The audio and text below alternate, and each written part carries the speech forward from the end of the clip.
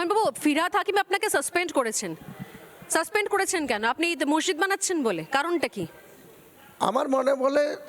আমার মনে হয় যদি মমতা বন্দ্যোপাধ্যায়ের টিএমসি পার্টি সত্যিই মাটি মানুষের পার্টি হতো বা নেত্রী হতো, তাহলে সবার আগে ফিরহাদ হাকিমকে 1 বছর আগেই যখন তিনি একটা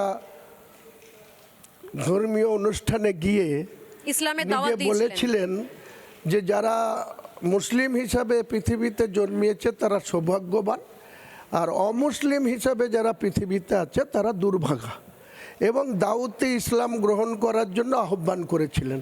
তখন মুখ্যমন্ত্রীর এই জাজমেন্ট বা দলের সিদ্ধান্ত বা ডিসিপ্লিনারি কমিটি কি করছিল? কল্যাণ ব্যানার্জি বড় বড় কথা বলছে, আরও অনেক ডিসিপ্লিন কমিটির সদস্যরা অনেক বড় বড় কথা বলছে। তো শুধু কি হুমায়ুন কবিরের জন্য ওনাদের নীতি নির্ধারণ বা ডিসিপ্লিন কমিটি? আর যেসব চোর বাটপোর তুলাবাজি করে খাচ্ছে তাদের বিরুদ্ধে কোনো ব্যবস্থা নিয়েছে তৃণমূল কংগ্রেস? নিজের স্বচ্ছতার পরিচয় রেখেছে? তার পরিবারের সদস্যদের কি ছিল, কটা ব্যবসা আছে, আজকে তারা কতটা প্রপার্টির মালিক হয়েছে? হ্যাঁ, আপনারা এগুলোকে আগামী দিনে সিপিএম বলতো, আমিও বলবো আগামী দিনে, আমিও বলবো। একটা জিনিস বুঝতে পারি, আমার কেউ মুখ বন্ধ করতে পারবে না। মুখ্যমন্ত্রী একসময় যখন দলে ছিলাম, মালদার অ্যাডমিনিস্ট্রেশন মিটিং থেকে আমাকে বলেছিল তোমার মুখে লিকোপ্লাস্টার লাগিয়ে দেবো। আমি বললাম আপনি লাগাবেন, আমি আবার খুলে দিয়ে বলবো। বিধানসভা তিনি বলছিলেন যাই হুমায়ুন তুমি চুপ করে থাকো, তুমি বেশি পাকা না। আমি একটা কথা জাস্ট বলি, আপনি বলছেন যে ফিরহাদ হাকিমের বিরুদ্ধে ব্যবস্থা নেওয়া উচিত ছিল। আমার তো মনে হয় তারও আগে আপনার বিরুদ্ধে ব্যবস্থা নেওয়া উচিত ছিল। আপনি মুর্শিদাবাদে দাঁড়িয়ে বলেছেন যারা 30% তাদেরকে কেটে ভাগীরথীর জলে ভাসিয়ে দেবো। আপনার মনে হয়েছে 30% হিন্দু বলে তাদেরকে কেটে ভাগীরথীর জলে ভাসিয়ে দেওয়া যায়? দুজন প্রার্থীকে জিতানোর জন্য বলেছি, তিনি কি করে আমার বিরুদ্ধে ব্যবস্থা নেবেন? তিনার ইঙ্গিতে ইউসুফ পাঠানকে আর আবু তাহের খানকে ওখানে মোহাম্মদ সেলিম মুসলিম কনসলিডেশন করেই ভোটে জেতানো হয়েছে। হ্যাঁ, মানে অধীর চৌধুরী হেরেছেন কারণ অধীর হিন্দু ছিলেন চৌধুরী বলে। ভোটে জিতছে একথা ওনার আইবি, উনি চিফ মিনিস্টার, ওনার কাছে যত সোর্স আছে তারা বলেছিল অধীর চৌধুরী 60 থেকে 70 হাজার ভোটে জিতছে। 1 মে যেদিন উনি মুর্শিদাবাদের কোনো একটা জায়গায় বড়ুয়া ব্লকে উনি মিটিং করতে গেছিলেন, ডায়াসে হেলিকপ্টার থেকে নেমে ডায়াসে ওনার যে প্রিয় সংগঠক অপূর্ব সরকার তিনাকে না বলে হুমায়ুন কবিরকে সাইডে ডেকে সেদিন বলেছিলেন যে আমি ইউসুফের বাবা মাকে কথা দিয়ে নিয়ে এসেছি, যদি আজকের দিনে আমার কাছে যা রিপোর্ট, 13 তারিখে ভোট ছিল বহরমপুর, রানাঘাট, দুর্গাপুর এসবের, আর 7 তারিখে ছিল জঙ্গিপুর, মুর্শিদাবাদ, মালদার 2টো সিটে, 4টে সিটের। তাহলে 7 তারিখে ভোট, 1 তারিখে উনি আমাকে বলছেন যে মোহাম্মদ সেলিম 30 থেকে 40 হাজার ভোটে জিতে যাচ্ছে, তাহের হেরে যাচ্ছে, আর ইউসুফ পাঠানও 70 থেকে 80 হাজার ভোটে হেরে যাচ্ছে, অধীর জিতছে। তো ওনার প্রিয় সংগঠকদের না বলে কেন আমাকে বলেছিলেন যে হুমায়ুন তুমি কিছু একটা করো? তুমি হ্যাঁ বলেছে, যদি সৎ সাহস থাকে আমার সঙ্গে 1 to 1 কোন চ্যানেলে বসবে বলুন, আমি তার প্রশ্নের উত্তর। মমতা বন্দ্যোপাধ্যায়ের লোকেরা তো শুনছেন, হুমায়ুন কবির বলছেন রিপাবলিক বাংলাতেই 1 to 1 মমতা বন্দ্যোপাধ্যায় ভার্সেস হুমায়ুন কবির হোক একটা। না, আমি বলছি আমি একটা শেষ করিনি, তাহলে অঙ্কটা মিলে গেল। মমতা বন্দ্যোপাধ্যায়ের ইনস্ট্রাকশনে ববি হাকিম ইসলামের দাওয়াত দেন, মমতা বন্দ্যোপাধ্যায়ের ইনস্ট্রাকশনে হুমায়ুন কবির বলেন যে 30%কে কেটে ভাগীরথীর জলে ভাসিয়ে দেবো।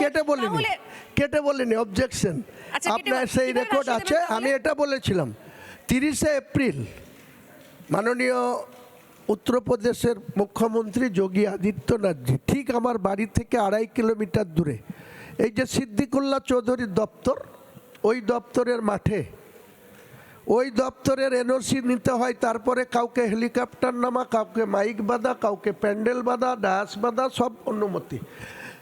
যেখানে 17 এপ্রিল শক্তিপুরে রামনবমীর দিনে রাইট হলো, এসপি, অ্যাডিশনাল এসপি, দুনিয়ার পুলিশ ফোর্স কার নির্দেশে চলে? মমতা ব্যানার্জি।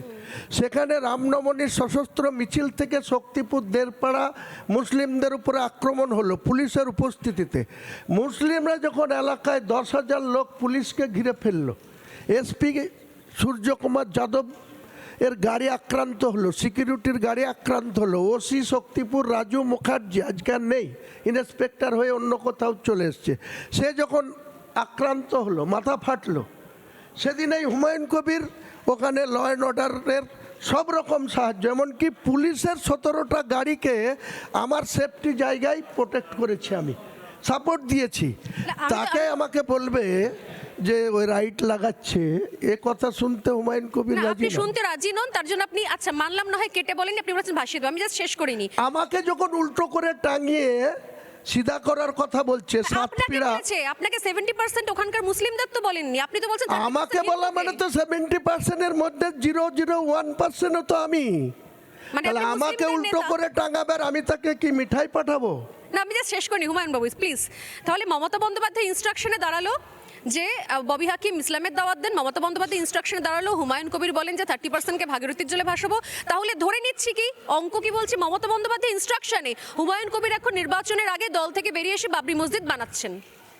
ইনস্ট্রাকশনে নয়, এটা আমি 12/12/2024 আপনাদের চ্যানেলও ছিল, এবিপি থেকে শুরু করে TV9 থেকে শুরু করে অনেকগুলো চ্যানেলের সামনে যেদিন 12/12-তে আমি বলেছিলাম, সেদিন ঘটনাক্রমে রাজ্যের মাননীয় মুখ্যমন্ত্রী আমার নেত্রী ছিলেন, আজও তিনি মুখ্যমন্ত্রী, আমি শ্রদ্ধা করি ওনাকে, তিনি ওই জগন্নাথ মন্দিরের যেখানে তৈরি করেছে জগন্নাথ ধাম, ওখানে ঘটনাক্রমে ট্রায়ালে গিয়েছিলেন, ভিজিট করতে গিয়েছিলেন।